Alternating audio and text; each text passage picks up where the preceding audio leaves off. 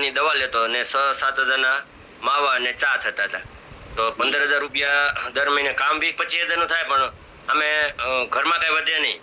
એટલે પછી એ વસ્તુ અહીંયા એટલે માઇન્ડસેટ થયું કે ખરેખર અહીંયા આપણી કઈક મિસ્ટેક થાય છે. એટલે આજે કોમ્યુનિટીનો જે સપોર્ટ મળ્યો ત્યારે આપણને ખબર પડી, એકલા ન ખબર પડી. છેલ્લા 35 વર્ષથી આ રીતે મારી રૂટીન ચાલતી હતી અને આજે 5 વર્ષથી મારી બધી દવા બંધ થઈ ગઈ, મારા વ્યસન છૂટી ગયા અને જે મારે હરસમસાનું ઓપરેશન હતું એ પણ ના કરાવવું પડ્યું. અલ્સર હતું એ પણ મારું અલ્સર થઈ ગયું. મેં ઘણી બધી દવા ખાધી તો ઝાડામાં લોહી પડવા માંડ્યું, પેટની અંદર ચાંદા પડી ગયા. તો એ અલ્સરના કારણે મને કોઈ વસ્તુ અમુકનું કામ નહોતો કરી શકતો. તો અત્યારે હું તો દવા બંધ થઈ ગઈ, વ્યસન છૂટી ગયા અને કામ ડબલ કરી શકું છું. અને આજે મારી ઉંમર 49 એટલે કે 49 વર્ષ છે, પણ મને એવું લાગે છે કે હું 35 વર્ષનો થઈ. તો આજે મેં મારી હેલ્થમાં રોકાણ કર્યું તો આજે મને એનો બેનિફિટ મળ્યો અને આવનારા વર્ષોમાં હવે હું આમ મતલબ હેલ્ધી જીવન જીવી શકું. નકર અત્યારે તો હું ખાટલામાં જ હોત, કે મારું આખો પેટ ફૂલેલું રહે.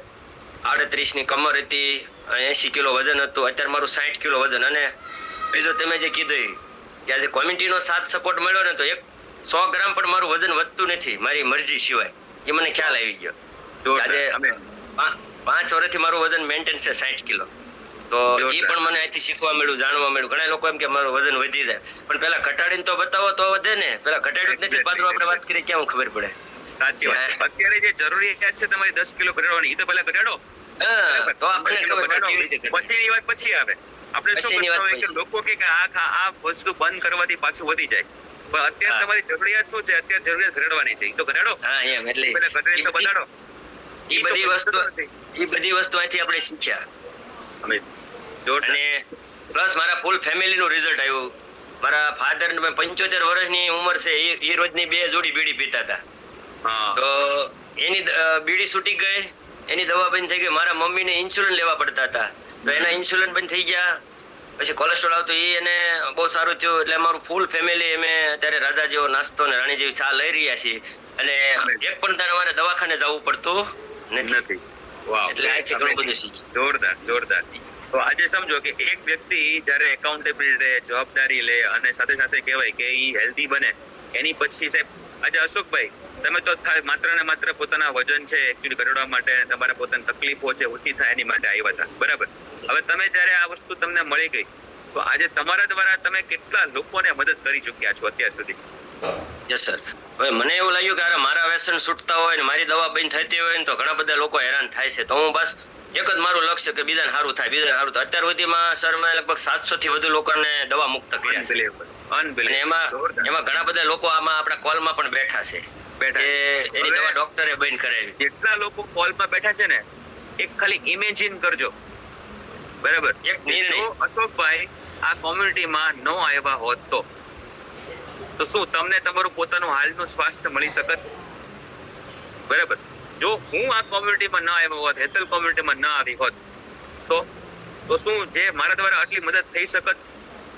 જો અમિત સર ન આવ્યા હોત તો આ કોલેજ ન ચાલુ થયો હોત ભાઈ. જો અમિત સર આવ્યા હોત, કોલમાં બેઠા છે, ચાલુ ન થયો હોત ને. કેશુ દાદા કોલમાં છે અને 5 લાખ રૂપિયા ઓપરેશન ના કીધા તેના ઘરના વસનબેન ને. ઓપરેશન ના કરાવવું પડ્યું, 5 લાખ રૂપિયા બચી ગયા. Amazing, unbelievable. હવે વિચાર કરો કે આ 5 લાખનું કેશુ દાદા કઈ જગ્યાએ રોકાણ કરી શકે, એનો ઉપયોગ છે એ કઈ જગ્યાએ કરી શકે, બરાબર? પ્લસ નંબર ઓફ એન પછી રસ્તા વધી ગયા ને. પ્લસ 15 વર્ષથી બાને એ પાણી પાતા હતા, હવે બા એને પાણી પાય છે. વાહ ભાઈ વાહ, જોરદાર, અનબિલીવેબલ, જોરદાર.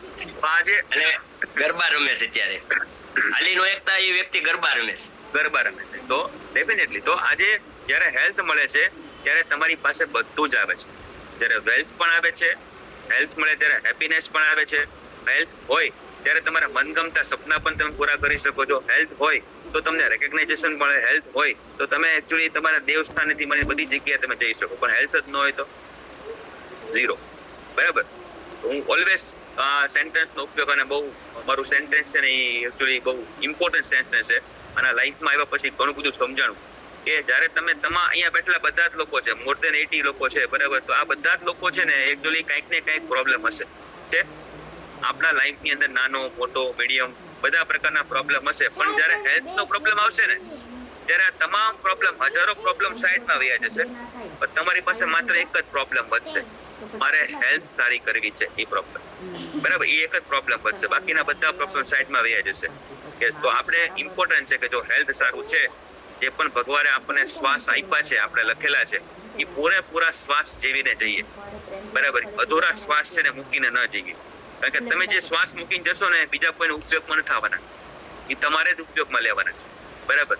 કારણ કે સંપત્તિ મૂકીને જશો તો કઈક ઉપયોગમાં આવશે, ઉપયોગ લઈ લેશે, પણ શ્વાસ મૂકીને રહી જશો, બરાબર, શ્વાસ કોઈને પણ ઉપયોગમાં આવવાનો નથી. યસ, તો આપણે આપણું જે જીવન છે ભગવાને આપ્યું છે અમૂલ્ય, જે પણ શ્વાસ આપણે લખેલા છે તો પૂરા ભોગવીને જઈએ. હું તો કહું શ્વાસ તમે જો હેલ્થ નું ધ્યાન રાખશો ને તો જે લખેલા છે ને એની કરતા પણ ભગવાન વધારે શ્વાસ આપશે, બરાબર, એ લોકો માને છે.